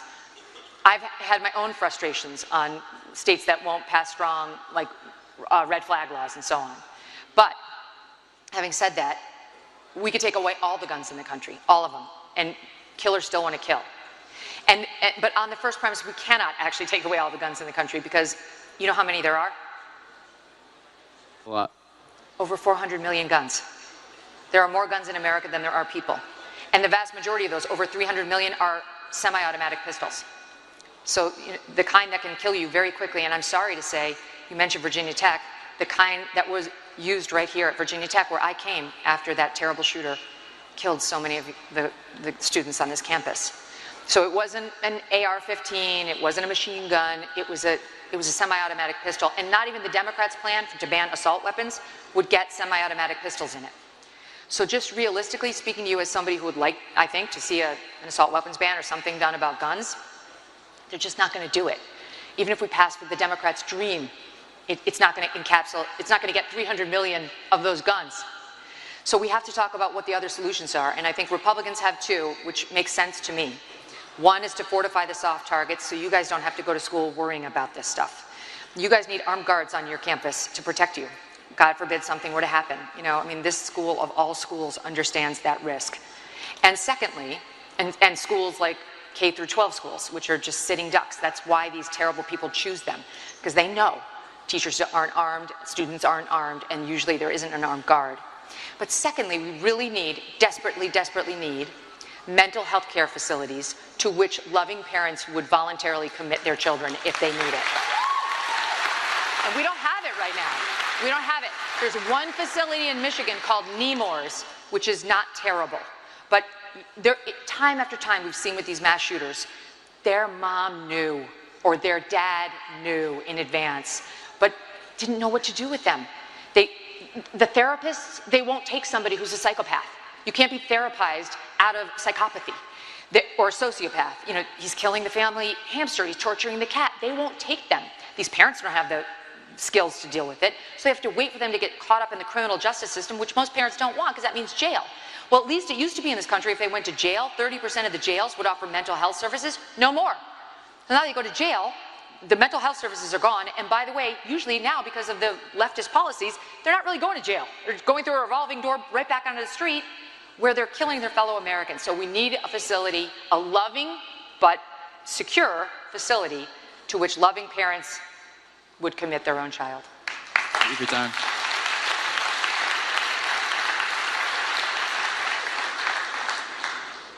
So I got to be honest, when I first got into this line, I was, heart was pumping, I was getting a little bit nervous, but seeing the way that you were treating everyone with kindness and respect, that really settled me down. So I'd like to, first of all, thank you for that. Well, thank you. Thank you very much. So my question stems from my experience in high school. I'm currently a senior in high school, and me and one of my friends are currently working to create a chapter. And my question... Right on, yes. And what grade? Sorry? What grade? I'm a 12th grader. I'm a senior. Awesome. He's going to start a TPUSA chapter at his school, 12th grade. So my question for you is, knowing the very polarized and volatile times that we're in right now, and knowing the condition that my school is in, being very split, far left or far right, how can I remain a mutualistic respect between the two? That way we don't have really screaming matches and more of, very respectful, kind, civil discourses and debates. Well, I mean, I think you're already halfway there because you sound like you're approaching it with a pure heart, and I think that'll come through in the way you talk to people. I think people can glean whether you are somebody who's respectful of the other side, even if you disagree. But make no mistake, being kind to the other side doesn't mean sacrificing 1 inch of your principles. Of course. So you need to study up, you need to know what you actually stand for, and you need to be able to defend it. And you should do that unapologetically. You should do that boldly and with confidence, without a sheepish posture as if you have something to feel bad about. You don't. I mean, there are a lot of dicey issues that are in the societal conversation right now, but if you discuss them boldly and with confidence, people will see that you're earnest. And you should, as I always did when I was a lawyer, if you really want to win an argument or persuade somebody of what you're saying, the very first thing you need to do is study the other side's arguments. Okay. Don't go into rhetorical battle without knowing what they're going to say against you. And then be ready for those points and show them that this is not a pastime for you. This is something you're really committed to. Don't be on your phone doing games after school. Be online doing research on these issues. Go to PragerU. They've got tons of educational videos. Go to Hillsdale College online. They've got tons of great information for you. But you can arm yourself with information so that when you do rhetorical battle, you're ready. Yes, ma'am. Thank you so much. You bet. This will be the last question. Okay. I'm sorry to those of you who didn't get your questions answered. Hi. Hi, Megan. Thank you so much for being here. My name is Emma Dayton. I'm a student at Liberty University. Right on. Yeah, Liberty. Yes, we actually care about the First Amendment and everything in our government. I wanted to end on a faith note, which is probably something Charlie would have wanted. We're seeing revival all across this country I've never seen anything like it before. And we saw so many people in church the first Sunday after Charlie was assassinated, which is amazing.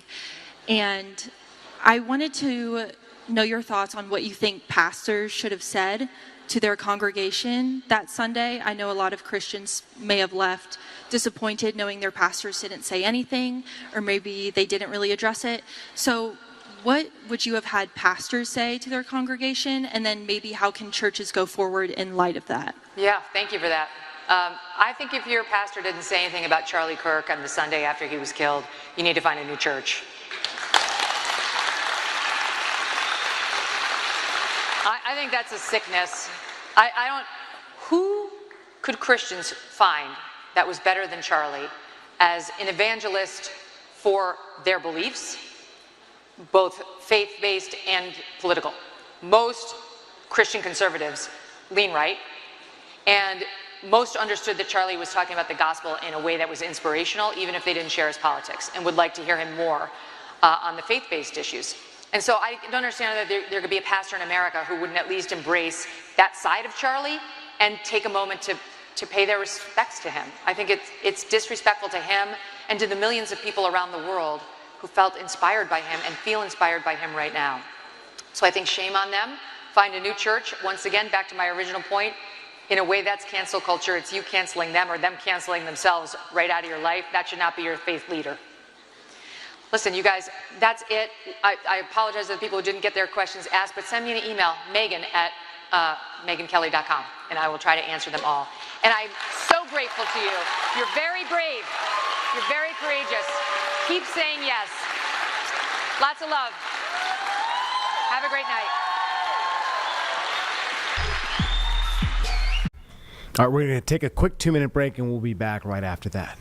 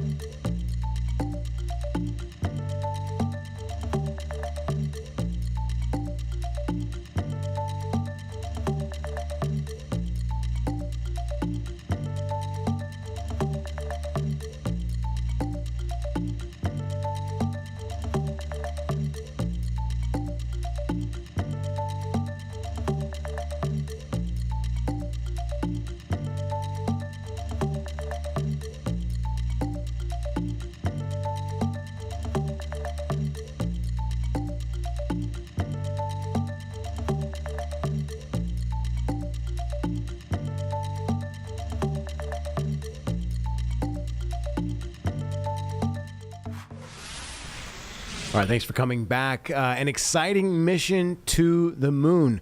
Artemis 2, the crew speaking to the media today for the very first time. In fact, the commander of the NASA's next mission to the moon, speaking and saying that he will probably see things that no human has ever seen. So let's go to this as we get some interesting updates on the mission that's ahead.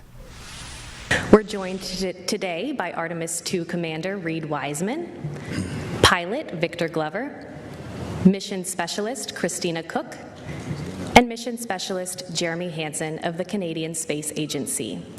We'll be taking questions today from here in the room through our phone bridge and from media staged at the Canadian Space Agency. But before we get started, we'll kick it off with some opening remarks from our crew. Reed, take it away. All right, thanks, Courtney, and thanks to everyone for being here and watching online.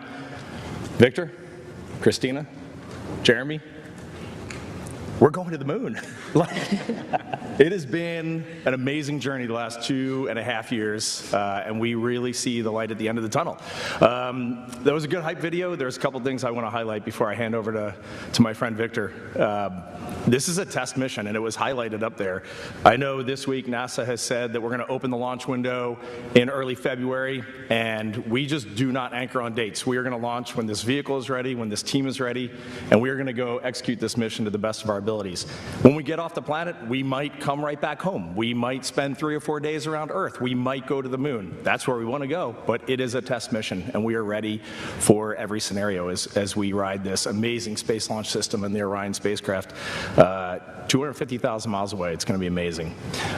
So what have we been doing the last 2.5 years? I feel like we've gotten to know a lot of you in the audience. You've gotten to know us.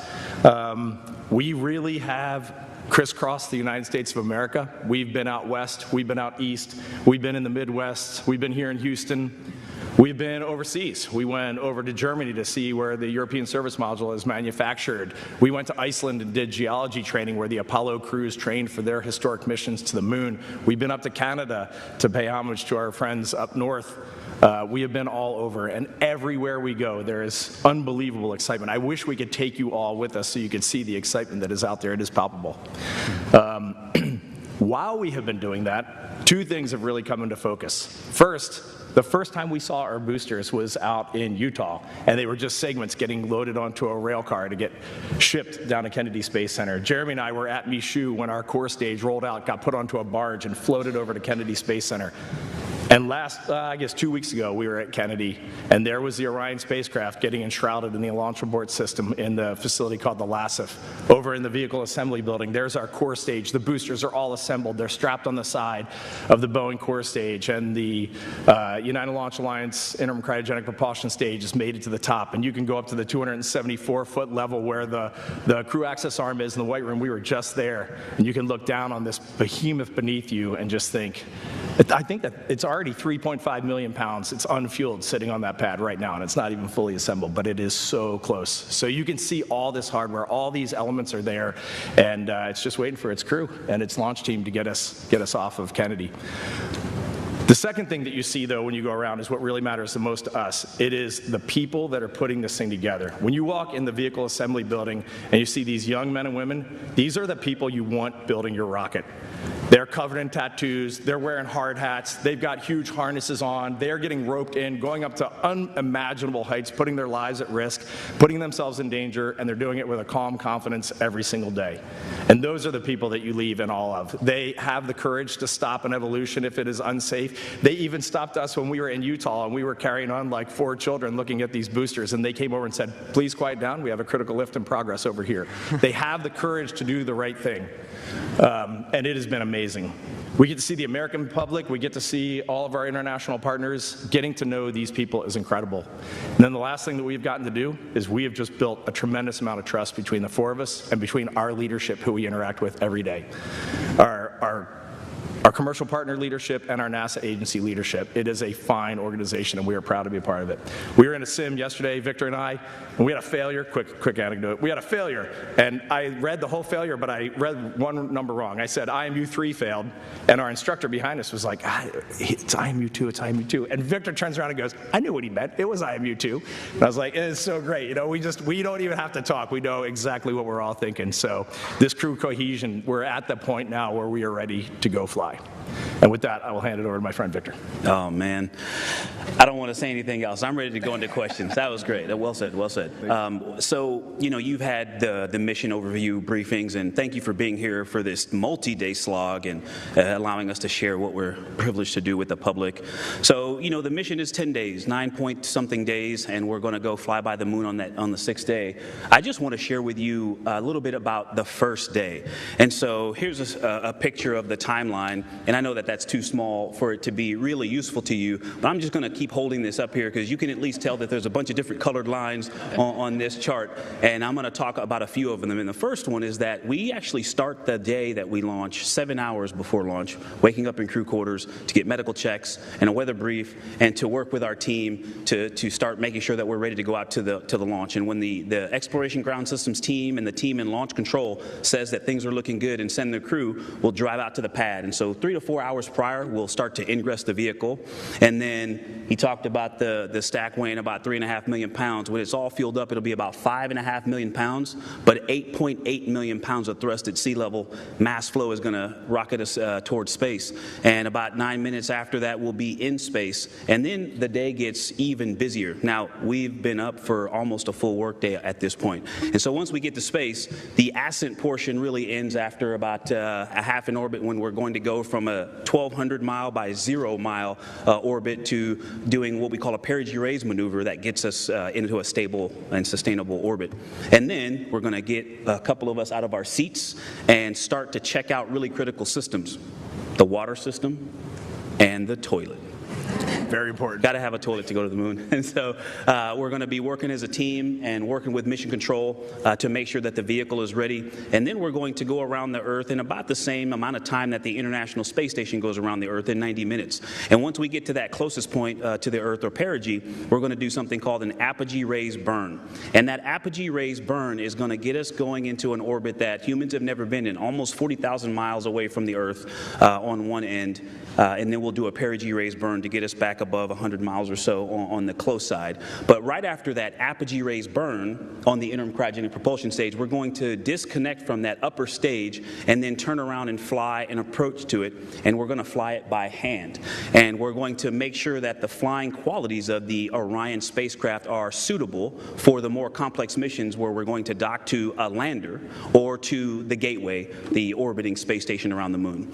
And then once we're done with that, we're going to continue to reconfigure the cabin to make sure that it's ready for us to live and to work for the next 9 days. We're going to break down the seats. We're going to make sure the environmental control system is ready. And then we're going to monitor a few burns. And that first day, we're going to take a nap and then wake up and observe a burn in the middle of the night. We're going to go back to sleep, take another nap, wake up, and then we're going to have the lead up working very tightly with our friends here in Houston and Mission Control leading up to trans-lunar injection. And when that team is ready and gives us the go, we're going to burn the engines and head toward the moon.